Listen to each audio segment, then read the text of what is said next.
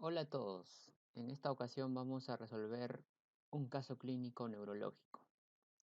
Mi nombre es Royler Flores Catiri, estudiante quinto año de la Facultad de Medicina de la Universidad Nacional José Faustino Sánchez Carrión. Iniciemos. El caso clínico neurológico es el siguiente. Un artista paisajista de 49 años de edad, que había visitado muchos países de Europa, Asia y África, ingresó al hospital debido a un repentino inicio de entumecimiento facial. Presentó ataxia, vértigo, náuseas y vómitos. El examen neurológico reveló una sensación alterada sobre la mitad izquierda de la cara. El brazo y la pierna del lado izquierdo eran torpes.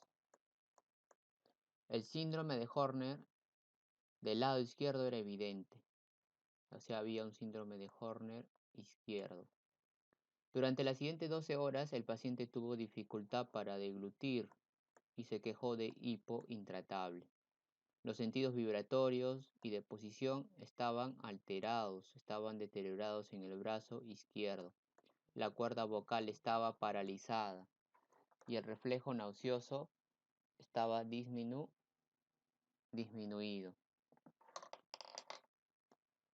En el lado derecho había dolor disminuido y había sensibilidad a la temperatura. Se hizo una punción lumbar y esta reveló 40 glóbulos blancos, en su mayoría eran linfocitos por mililitro de líquido cefalorraquídeo. Las pruebas serológicas fueron positivas para sífilis y el paciente fue tratado con penicilina y durante los siguientes 6 meses muchos de sus déficits se resolvieron y pudo reanudar sus actividades. Entonces aquí vamos a mencionar el diagnóstico presuntivo, el topográfico, el etiológico, el fisiopatológico y el sindrómico, y también los diagnósticos diferenciales. Entonces, una vez leído tanto los signos y los síntomas que ha presentado el paciente, los hallazgos en el examen neurológico, vamos a hacer un diagnóstico presuntivo del síndrome de Wallenberg, ¿ya? El síndrome de Wallenberg es también conocido como el síndrome vulvar lateral. Entonces su nombre lo dice. Se encuentra la lesión a nivel del bulbo raquídeo en el segmento lateral. ¿Dónde se encuentra el bulbo raquídeo? Se encuentra en el tronco encefálico. Entonces, ante la clínica podemos hacer pues, un diagnóstico presuntivo, pero ¿qué prueba complementaria de imagen pediríamos para poder confirmar o ver la lesión? ¿Pediríamos una tomografía o pediríamos una resonancia magnética? La respuesta sería una resonancia magnética, ¿no? ¿Por qué? Porque el encéfalo o el bulbo, en este caso, el bulbo raquídeo, se encuentra en fosa posterior del encéfalo y la TAC no nos da una buena visualización. Quien nos da una buena visualización es la resonancia magnética. Entonces, la resonancia es la prueba de elección para ver o tener una mejor visualización de fosa posterior. Este síndrome de Wallenberg es un tipo de ACV isquémico, pero de circulación posterior, ¿ya? Tiene algunos factores de riesgo, por ejemplo, la hipertensión, la diabetes, una enfermedad cardiovascular, tabaquismo, ¿ya? Son sus factores de riesgo. La etiología del síndrome de Wallenberg puede ser por una oclusión aterotrombótica, y esta es la más común, es la más frecuente, una oclusión aterotrombótica de la arteria vertebral, de la arteria cerebelosa inferior principalmente, pero en la mayoría de los casos es una oclusión aterotrombótica de la arteria vertebral. Puede ser también por una causa embólica, por un émbolo cardíaco o puede ser por un émbolo arterio-arterial. También puede ser por una disección arterial, principalmente de la arteria vertebral. Cuando el paciente es joven, ya cuando el paciente es joven y sospechamos de un síndrome de Wallenberg, hay que sospechar que la causa es la disección de la arteria vertebral. Ya, esta es la causa más común en un paciente joven, porque el paciente típico de un síndrome de Wallenberg es un paciente anciano, adulto mayor, ¿ya? Esta puede afectar de los 40 años hacia adelante, a más. Pero por lo general, pues, ese es un paciente anciano, ¿no? De 60 años, 70, entre esas edades. Entonces, la principal causa de un síndrome de Wallenberg en el 80% de los casos ya es la oclusión de la arteria vertebral, ¿ya? Entonces, antes de mencionar los diagnósticos, ¿no? Vamos a hacer un recuerdo anatómico de esta arteria. La arteria vertebral se divide en cuatro segmentos, tanto el segmento 1, 2, 3 y 4. El segmento 1 va desde su origen, ya el segmento 1 es el más proximal, va desde su origen, ¿dónde es su origen? En la arteria subclavia, ahí nace la arteria vertebral. Va hasta el agujero transverso de la C6, hasta ahí va el segmento 1. Desde la C6 hasta el axis, que es la C2, es el segmento 2. Y desde este punto, ¿no? Y rodeando al atlas, que es la C1, y llegando más o menos hasta el punto del agujero magno, hasta ahí es el segmento C3. Desde el agujero magno hasta su unión con la arteria vertebral contralateral, o sea, con la otra arteria del otro lado, hasta ahí es el segmento 4. Entonces, tiene una porción intracraneal y tiene una porción extracraneal. De la porción intracraneal nace la arteria cerebelosa postero inferior, conocido como pica. Nace estas. ¿Qué más nace? Nace las arterias espinales, tanto anterior y posterior. Nace también las arterias perforantes o penetrantes, que van a irrigar o son pequeñas ramitas que van directamente a irrigar el segmento lateral del bulbo raquídeo. Aquí está una mejor visualización de lo que les estoy hablando. Aquí está C1, C2. Ya viene la arteria vertebral por los agujeros transversos. Y aquí está, mira, rodeando la articulación entre el C1 y el C2, llega más o menos hasta el agujero magno, hasta ahí sería el segmento número 3, y desde el agujero magno hasta su unión con la otra arteria es el segmento 4, o sea, la porción intracraneal. Y mira, esta pequeña rama de acá es la arteria cerebelosa posterior inferior, que esta irriga una pequeña parte del bulbo, sí, pero no es la que irriga predominantemente. Esta irriga principalmente al cerebelo, su nombre lo dice, ¿no?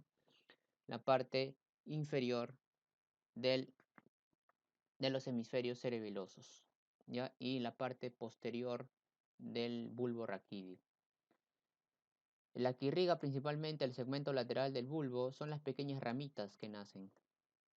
Son las arterias perforantes o penetrantes.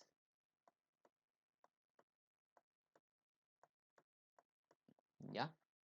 Entonces, ese es el recuerdo anatómico que tienen que saber en cuanto a la arteria vertebral.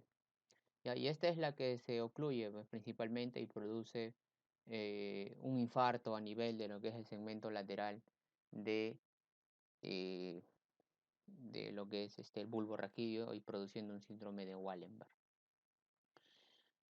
Puede estar ocluida las dos también, tanto la arteria vertebral o también la arteria cerebelosa posterior inferior. Entonces puede haber una coexistencia, ¿no? O puede ser solo también la arteria vertebral. Entonces, la fisiopatología del síndrome de Wallenberg es de dos mecanismos fisiopatológicos. Puede ser por un mecanismo aterosclerótico y por un mecanismo de lipohialinosis. Pero la lipohialinosis está relacionado principalmente al factor de riesgo de hipertensión arterial y esta afecta principalmente a los vasos pequeños. Pero el mecanismo principal de un síndrome vulvar lateral, ¿no? Va a ser un mecanismo aterosclerótico, va a haber una oclusión de la arteria vertebral, ¿no? O sea, esta va a afectar principalmente a vasos grandes, ya afecta a vasos grandes. El cuadro clínico del síndrome de Wallenberg es muy variado, presenta tanto signos y síntomas del lado de la lesión como del lado contralateral. En el lado de la lesión, el paciente puede presentar nistagmo, puede presentar vértigo, ¿ya? Nistagmo y vértigo. ¿Y esto por qué se da? Porque hay una lesión o está comprometido el núcleo vestibular inferior y sus vías, o sea, sus conexiones oculomotoras, ¿ya? Por eso hay nistagmo y vértigo. Vamos a cambiar de colorcito para poder resaltar mejor. ¿Ya? Hay una lesión del núcleo vestibular. ¿Qué más puede presentar el paciente? Puede presentar náuseas, vómitos, hipo, generalmente un hipo intratable. ¿Qué más? Disfonía, disartria, disfagia. ¿Y esto por qué se puede dar? Porque hay lesión de los núcleos y las fibras de los pares craneales 9 y 10. Ya puede estar lesionado el núcleo ambiguo también. Entonces hay lesión de estos núcleos del 9 y 10 o el núcleo ambiguo. ¿Qué más presenta? Algo típico del paciente con síndrome de Wallenberg, síndrome de Horner ipsilateral. ¿Ya? El síndrome de Horner ipsilateral. ¿Por qué se da esto? Porque hay una lesión a nivel de las fibras simpáticas descendentes. ¿Ya? Y esto produce tres componentes del síndrome de Horner ipsilateral: ptosis palpebral, anhidrosis semifacial y miosis. Esta es la triada del síndrome de Horner. ¿Qué más presenta el paciente? Puede presentar una ataxia ipsilateral. ¿Ya? La ataxia ipsilateral. ¿Por qué? Porque puede estar comprometido tanto el hemisferio cerebeloso inferior o las fibras espinocerebelosas o el pedúnculo cerebeloso inferior pueden estar comprometidos. ¿Ya? Ahí está. ¿Qué más puede presentar el paciente? Dolor hemifacial e ipsilateral. ¿Por qué puede estar afectado tanto el núcleo del par craneal número 5, o sea, del trigémino? ¿Ya? Del trigémino, el fascículo espinal. Tanto el núcleo y fascículo espinal del trigémino pueden estar comprometidos y puede producir un dolor hemifacial ipsilateral. Puede estar afectado también el gusto, la sensación del gusto, ¿sí? Puede estar alterado por una afección del núcleo del tracto solitario. Puede estar afectado también. Y en el lado contralateral, el paciente tiene un dolor alterado, ¿ya? Y la sensación de la temperatura en los brazos y las piernas. O sea, en otras palabras, presenta una termoanalgesia hemicorporal. ¿Ya? Es una termoanalgesia hemicorporal. En el lado de la lesión también va a presentar una termoanalgesia. Ya presenta una termoanalgesia, pero aquí va a ser facial, simplemente, aquí como acá lo dice. Puede ser de dolor y también acá la temperatura. ¿Ya? Esa es una termoanalgesia hemifacial del lado de la lesión, pero aquí solamente es la cara. Aquí en el lado contralateral es de todo el cuerpo. ¿Ves? Hemicorporal, o sea, es de todo el cuerpo. Entonces presenta esto, ¿no? Signos y síntomas del lado de la lesión y del lado contralateral. Ya, eso hay que tenerlo en cuenta. ¿Qué más puede presentar el paciente? Puede presentar cefalea también, presenta el paciente. ¿Por qué se puede dar esta termoanalgesia hemicorporal? Por una lesión del lemnisco medial, ¿no? O del fascículo espinotalámico, porque este fascículo espinotalámico son fibras que conducen el dolor, conducen la temperatura, ¿ya? Aquí está un cuadrito en donde se resume mejor todo lo que les acabo de decir, la manifestación clínica de las estructuras lesionadas en el síndrome medular lateral, por ejemplo aquí náuseas, vómitos o vértigo, por una lesión de los núcleos vestibulares, tanto medial o inferior. Puede presentar, como les había dicho, cefalea, ya si es que el caso es una disección arterial del, ¿no? De la arteria vertebral, una disección de la arteria vertebral puede producir una cefalea. ¿Qué más? Disminución de la sensibilidad termoanalgésica ipsilateral facial, ahí está, lo que les acabo de decir.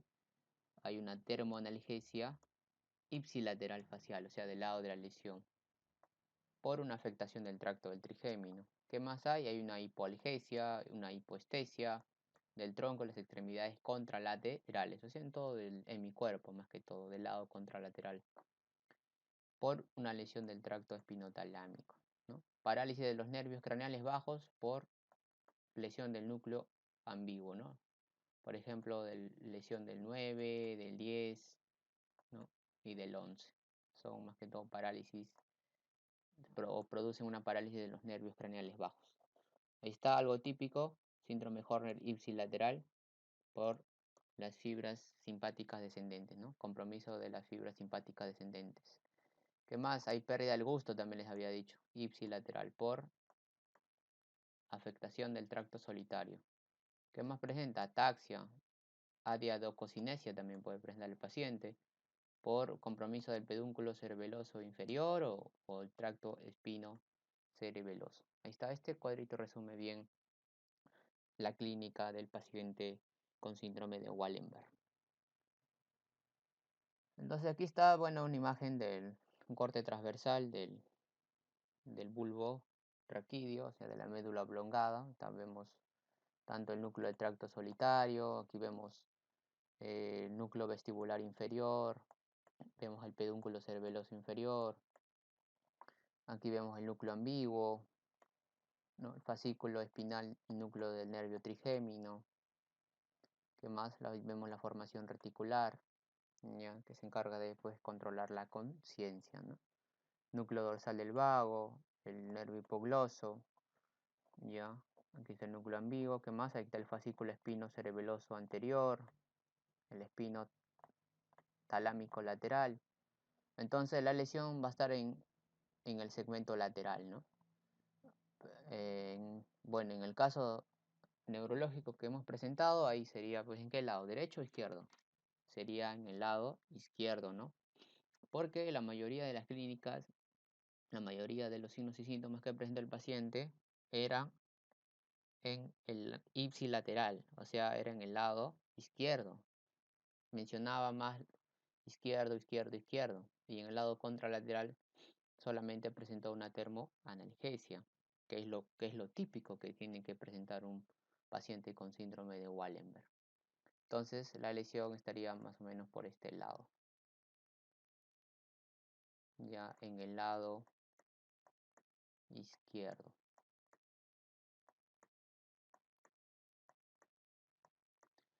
Ahora, vamos a mencionar entonces el diagnóstico topográfico. ¿Cuál sería el diagnóstico topográfico? O sea, ¿dónde se ubica la lesión? Sería a nivel del tronco encefálico, ¿no? Principalmente en el segmento lateral de la médula oblongada del bulbo raquídeo. Ahí está. El diagnóstico sindrómico, los posibles diagnósticos sindrómicos que podríamos obtener del caso sería un síndrome mético, sería un síndrome cerebeloso, un síndrome de Horner, ¿ya? Eh, en cuanto a al diagnóstico fisiopatológico, sería una endoarteritis obliterante, ¿ya?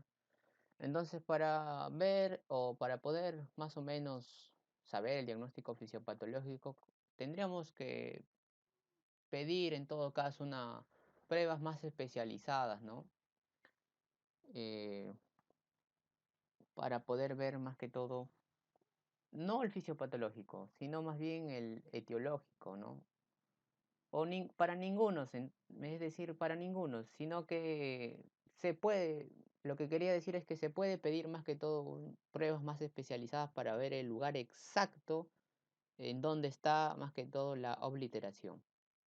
¿ya? Es una angiografía por resonancia magnética o una angiografía por tomografía para poder ver exactamente en qué punto se encuentra ubicado, ¿no?, la obliteración, ya sea de la arteria vertebral o de la arteria cerebelosa postero inferior.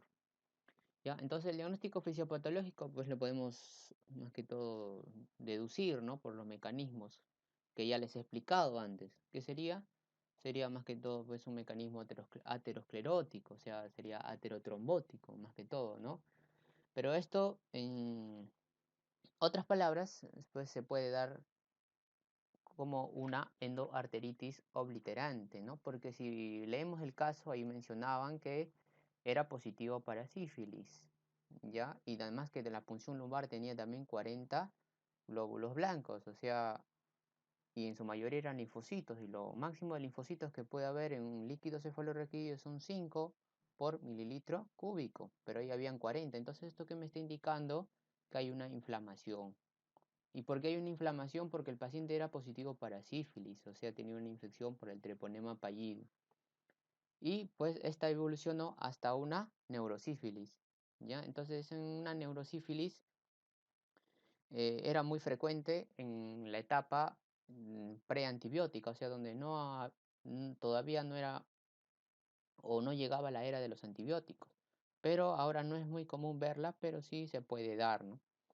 Entonces la neurosífilis o la forma común de neurosífilis es la meningovascular, o sea, la que ataca o la que lesiona más que todo a las arterias, ya sea de pequeño, mediano o gran calibre. Entonces, el diagnóstico etiológico sería una arteritis sifilítica, que es una forma terciaria pues, de la sífilis. Y el diagnóstico fisiopatológico sería una endoarteritis obliterante. ¿Ya? ¿Por qué? Porque cuando hay una arteritis sifilítica, se va a dar un infiltrado celular inflamatorio, ¿ya? Pues como ya lo estamos viendo, los linfocitos me están indicando que hay una inflamación, entonces hay un infiltrado celular inflamatorio a nivel de las arterias, ¿ya? Va a haber una proliferación fibroblástica en la capa íntima, ¿no? En la subintimal, y hay un daño arterial irreversible, tanto de fibras musculares, de fibras elásticas, ¿ya? Entonces, toda esta proliferación, tanto de fibras musculares y las elásticas, entonces estas van a, más que todo, a salir a la luz, ¿ya? Entonces, esto poco a poco, llega a obliterar toda la arteria, ¿ya? Ocasionando, pues, lo que es un infarto a nivel del segmento lateral del bulbo raquídeo. Entonces, esta produce, ¿no?, como les había dicho, obliteración y posteriormente pues provoca el infarto, ¿no? Entonces, el diagnóstico fisiopatológico es una endoarteritis obliterante y el diagnóstico etiológico sería una arteritis sifilítica, ¿ya? Lo del diagnóstico diferencial, bueno, hay muchos diagnósticos diferenciales para el síndrome vulvar lateral, por ejemplo, un accidente cerebrovascular de la arteria medial, ¿ya? También de la arteria cerebral media, un accidente cerebrovascular, esclerosis múltiple, una enfermedad desmielinizante, un síndrome de encefalopatía posterior, reversible, una hemorragia subaranoidea también, un hematoma subdural, lupus y un accidente cerebrovascular vértebro-basilar. ¿Ya? Bueno, hasta aquí sería el caso clínico. Me pueden seguir en mis redes sociales, en Facebook como Repaso Médico RFC, en Instagram Learning Medicine y en mi canal de YouTube con mi nombre, Royle Flores. Y pueden encontrar algunos videos y también posteriormente seguiré subiendo pues más contenido médico. Bueno, eso sería todo. Muchas gracias.